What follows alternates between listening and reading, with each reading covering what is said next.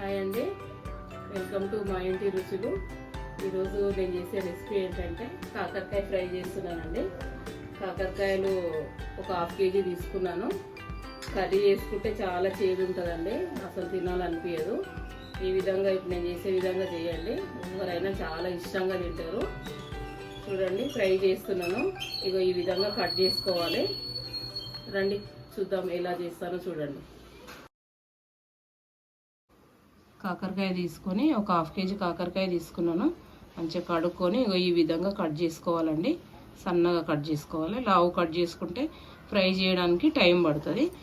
Half KG కాకరకాయకు ఒక 3 ఎల్లిగడ్డలు కావాలి, తగినంత సాల్ట్, 3 టేబుల్ స్పూన్స్ కారం కావాలండి. కడాయి పెట్టుకున్నాను. దీనికి ఫ్రై చేసుకోవడానికి డీప్ ఫ్రై చేసుకోవాలండి. నేను అన్నీ ఒకటేసారి వేసుకుంటాను. కాకరకాయలు అన్నీ ఫ్రై అయిపోతాయి. దగ్గరుండి మనం కలుపుకుంటూ ఉండాలి.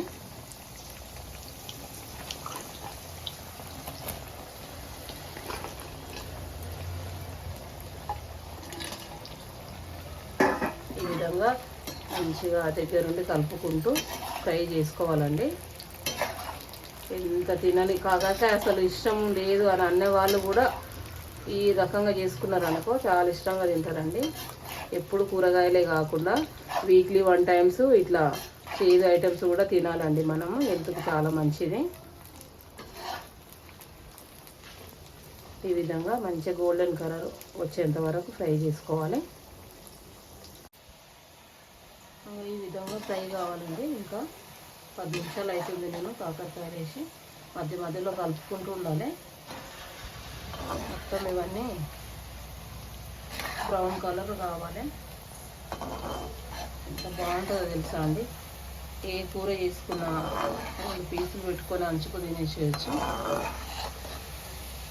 అన్నంలో తినకపోయినా ఒక్కగైనా తినొచ్చండి, అంత బాగుంటుంది. ఈ విధంగా ట్రై చేసి చూడండి.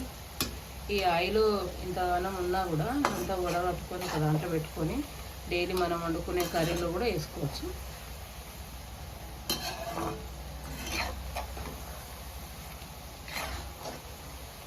ఇంకొక 10 నిమిషాలు ఫ్రై కావాలి. మొత్తం బ్రౌన్ కలర్ కావాలండి. ఎల్లిపాయ పొట్టు తీసుకున్నానండి. 1 స్పూను పసుపు వేసుకుంటున్నాను.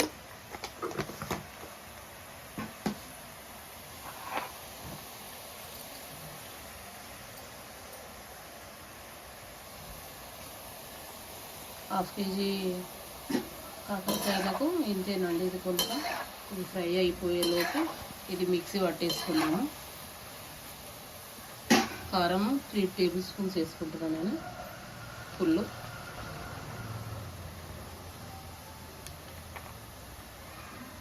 3 టేబుల్ స్పూన్స్ కారము, సాల్ట్ ఏమో 2 వేసుకుంటున్నాను.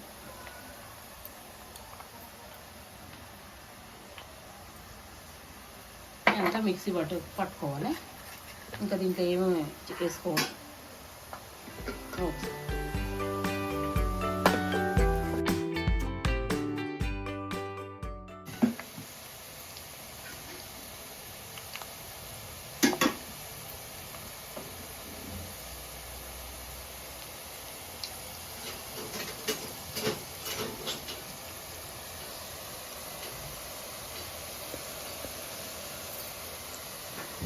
ఎల్లిపాయ కారం ఈ విధంగా మిక్సీ పట్టుకొని పక్కన ఉంచుకోవాలి. ఇది కాకరకాయ ఫ్రై అయిపోయిందండి. ఇది తీసేసుకోవాలి. ఈ విధంగా ఫ్రై కావాలి.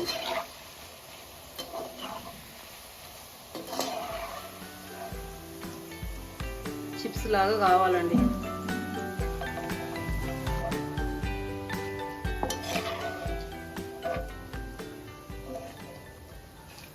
తీసేసుకోవాలి.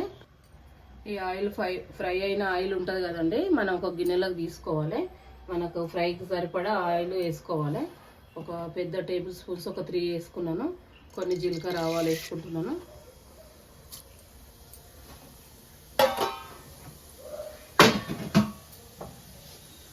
కొంచెం కరివేపాకు వేసుకోవాలి, కడిగిన కరివేపాకు.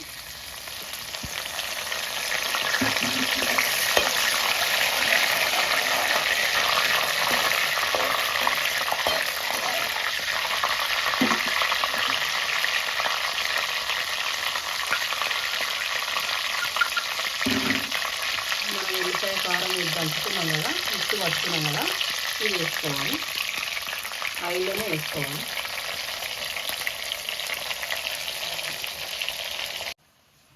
ఉల్లిపాయ కారం మిక్సీలో పట్టుకున్నది దీంట్లో వేసేసుకోవాలి.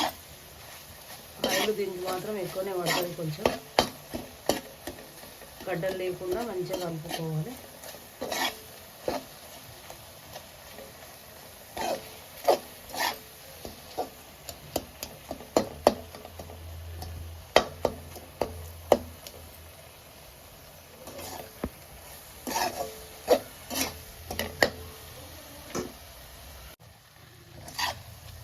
ఇట్లా గడ్డలు లేకుండా మంచిగా ఒక దగ్గరికి ఇట్లా ఫ్రై లాగా ఇట్లా చేసేసుకోవాలి. కొంచెం ఆయిల్ తక్కువ ఉంటే నేను ఆయిల్ వేసుకున్నాను.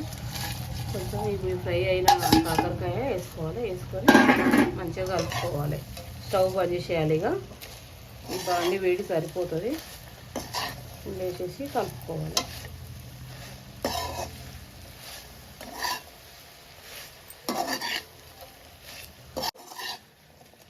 ఇంకా ఈ విధంగా కలుపుకోవాలండి.